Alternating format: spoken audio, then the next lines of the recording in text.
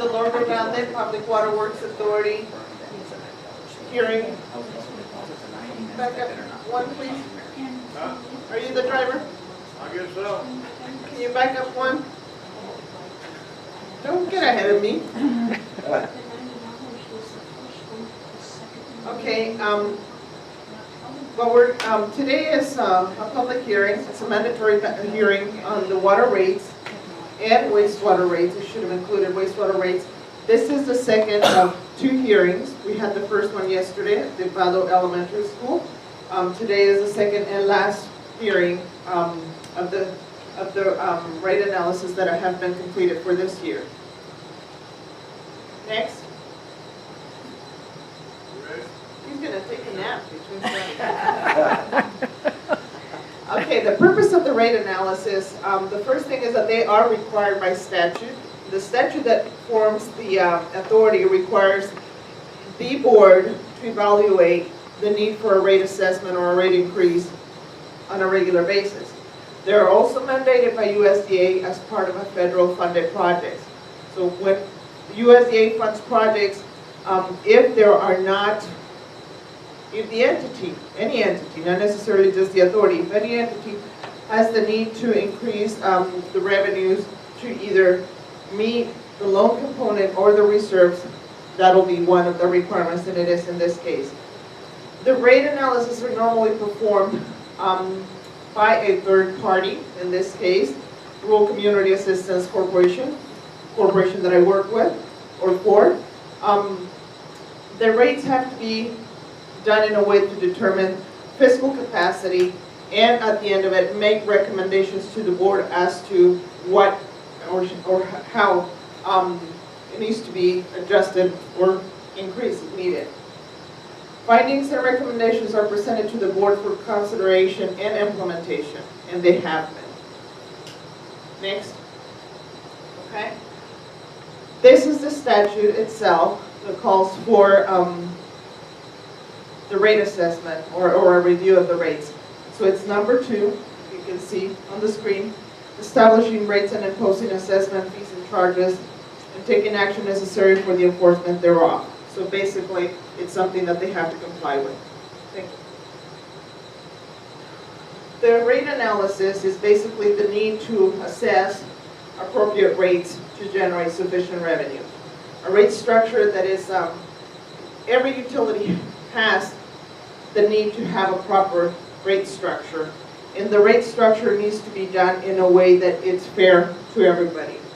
The purpose of the rate structure or the assessment of the rates has to meet the level of services that the entity is required to provide. In this case, the authority provides water and wastewater, and there's a cost associated with providing those services to the customers, and so that is recognized as the level of service. In both the level of service for the Safe Drinking Water Act, which regulates the drinking water portion, is established to provide safe drinking water 365 days, 24 hours a day. And then for the wastewater portion, it would be the Clean Water Act, which both of them are federal statute.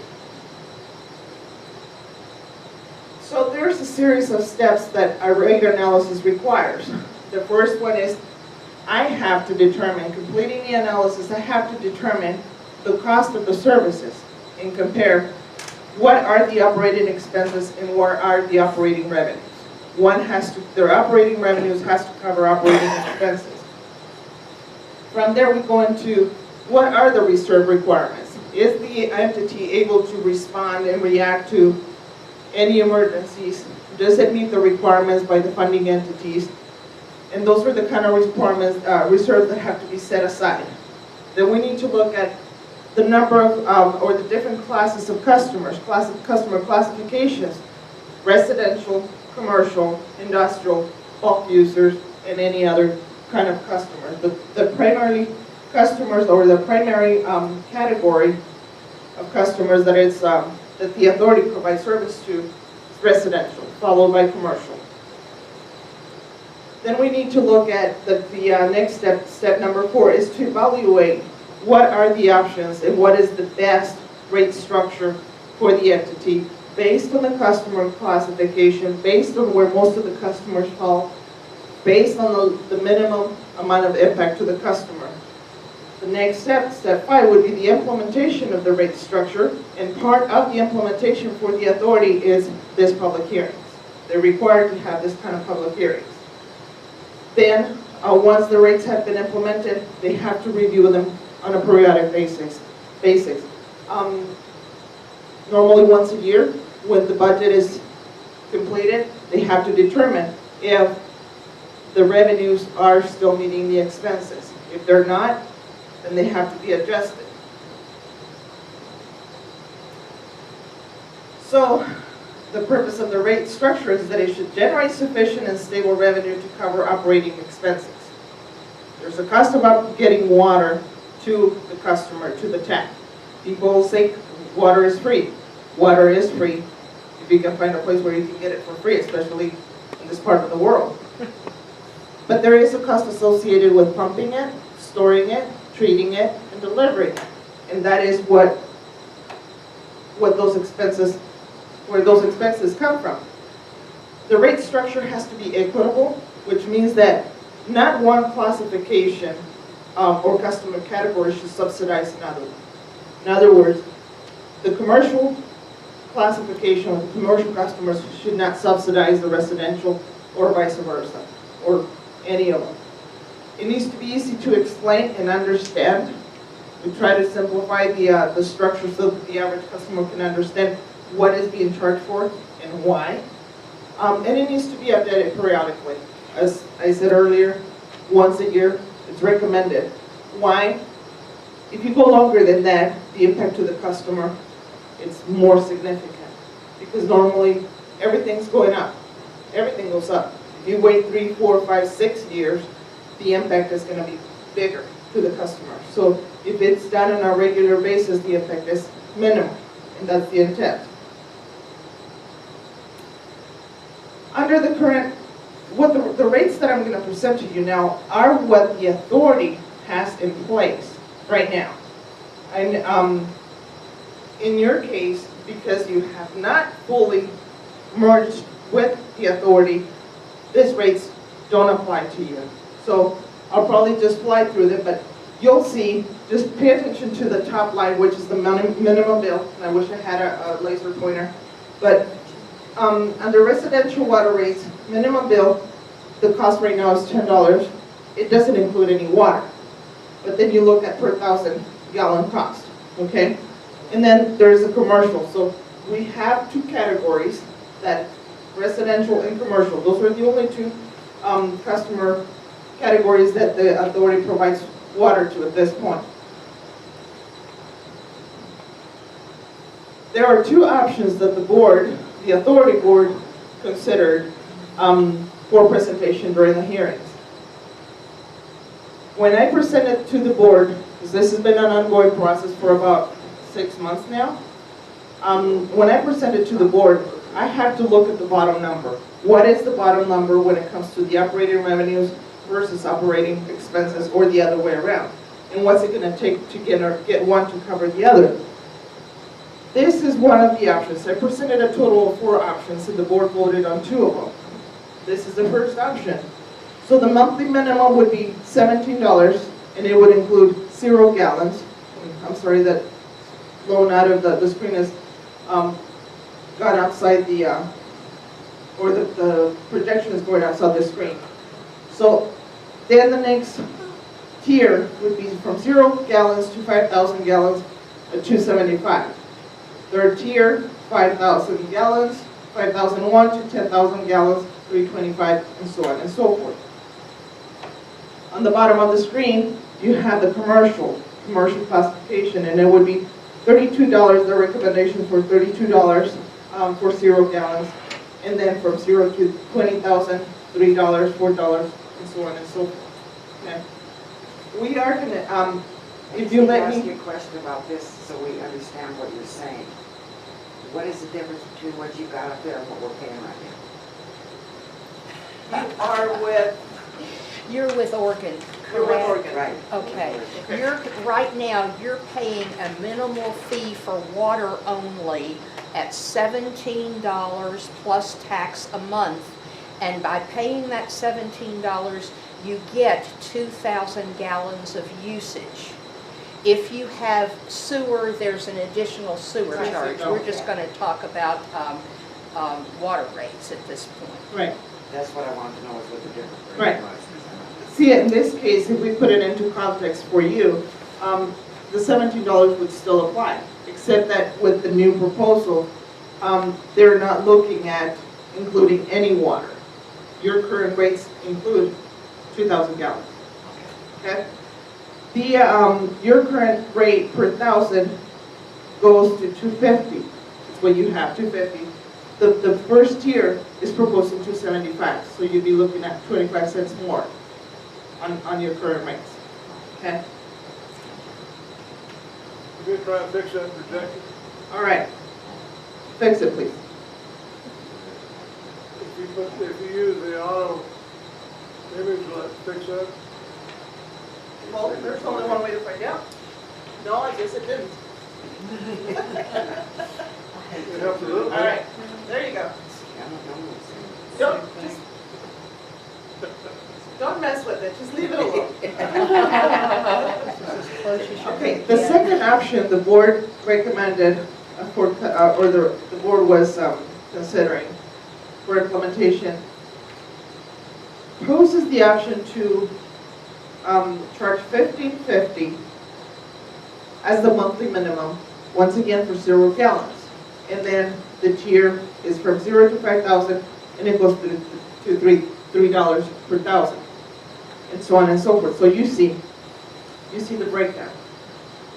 The board is looking at both of them as the option, because at the end of the day, whether they go with this option, the first option or the second option, there's a bottom line we have to meet. And so which one has the lesser impact to the customer? That is what the board is concerned about. So we look at option one, the comparison. So once again, I will be looking at the comparison from the lower Rio customers, the existing customers. So they would be going from $10 to $17. So you can see that the impact is pretty significant for those customers. Then from 0 to 5,000 gallons would be from $1.75 to $2.75. So it's a pretty significant impact for those customers. For the customers up this way, the impact is not as significant because you already are kind of in that neighborhood already. But for the customers down in the valley that have been with the authority for the last 3 years, the impact is pretty significant. Now, one of the things that we have to keep in mind, though, is that the authority has been in existence since 2009. Governor Richardson signed it into law April of 2009. It actually went into effect 2010, which means that it has been operating as one entity for just over 3 years. But we didn't have enough historical data to determine really what the operating expenses or the operations of this unit was until now. So these are the true numbers, and they truly reflect what the operating cost is. That's why the jump is pretty significant. All right, so that's option one. Option two, it goes from $10 to $15.50, and then you see the per thousand gallon cost, starting right here from $1.75 to $3, $2 to $3.25, and you can see where it's pretty significant. Okay. Now here's where we compare across the table. We don't have any commercial customers here, so I'm not going to focus so much on that. But on the residential side, on this one, for the monthly minimum, it's 10 gallons. For 6,000 gallons, it would be $20.50 at the current rate structure.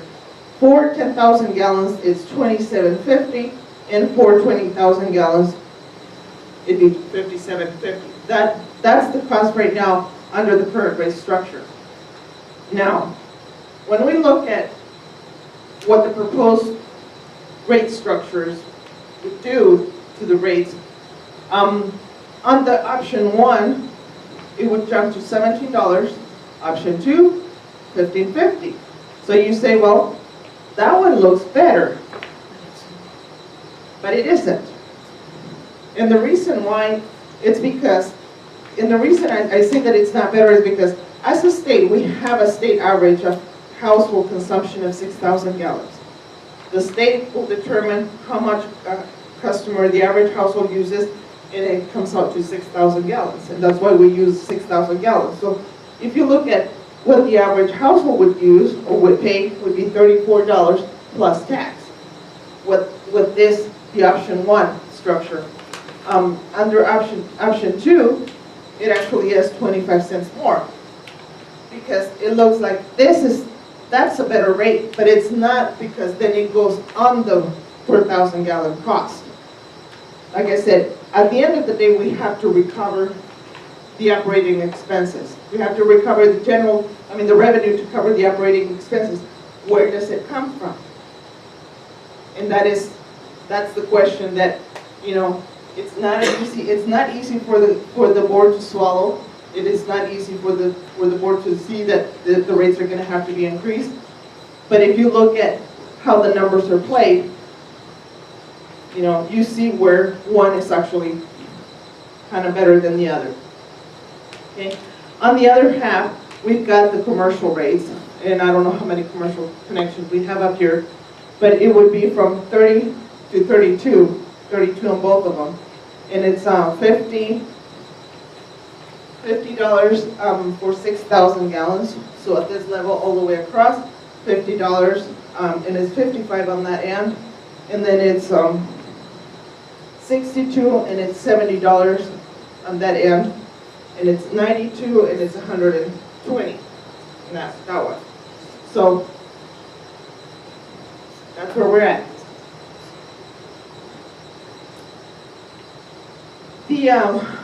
I'm going to fly through this one because the authority provides wastewater, but this particular wastewater structure does not apply to this area. The authority has about 400 connections that they provide wastewater to, and that is in the Mesquite area. And they have their own rate structure. Their operation is very different than what you have up here in Oregon. Go ahead. So right now the rates are $8.45. They're going to go up to $12 and $15.75 for the commercials. Go ahead. It's still lower than what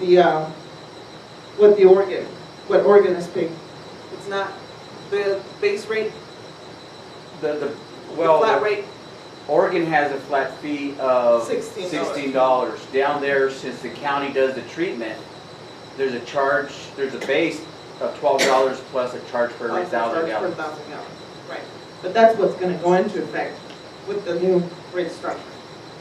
So where to from here?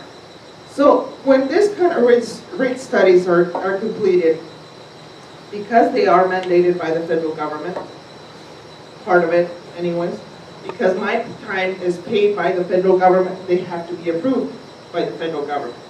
And so USDA has to give it the blessing prior to implementation. USDA has been working very closely with me and the board all along, so we hope their approval will be fairly soon. The board will consider a proposal and comments at this month's meeting, we hope, and then the implementation would be as early as February 4th of this year, next month, basically. So that's where we're at. So the way the hearing process works is that we need you, if you have comments or questions, we need you to please make sure that you've signed in. When you are ready to speak, we need you to raise your hand. You need to come up to the microphone. We have a microphone for you to present your comment or question. And you begin by stating your name. If there are any questions, we might be able to answer them here. Otherwise, we will answer them in writing. And you need to let us know how you would like to get the response back. So that's part of a formal hearing process. With that, we'll step for questions.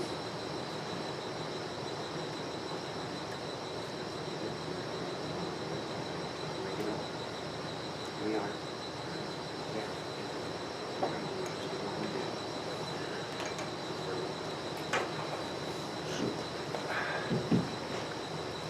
My name is Martin Lopez, and I just wanted to, I'm the general manager for the authority, and I just wanted to kind of give you some additional information. This year, in 2013, the authority actually was tasked, the staff was tasked with looking at a different option other than just doing a rate increase. So we actually cut out about $600,000 out of our budget. We reduced staff.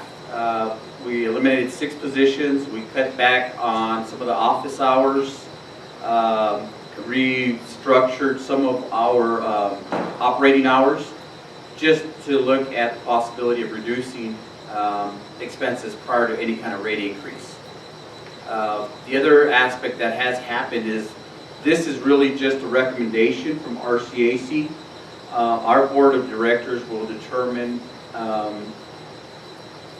different aspects, whether any gallons are going to be given per the minimum, the rate of implementation, or even different numbers totally. So that process will take place probably here on the 15th of January. So I just wanted to kind of interject that and make it part of the public record. Good night.